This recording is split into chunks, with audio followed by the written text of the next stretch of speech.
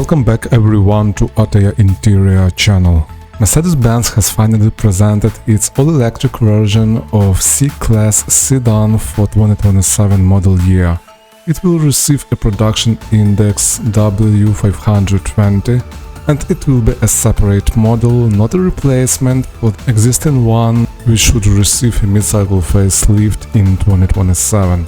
The interior of the new C-Class is roomier because it is higher and has a longer wheelbase. Let's take a look how the cabin of the new Mercedes-Benz C-Class 2027 looks with different color options, and the exterior in all available colors could be seen in this video.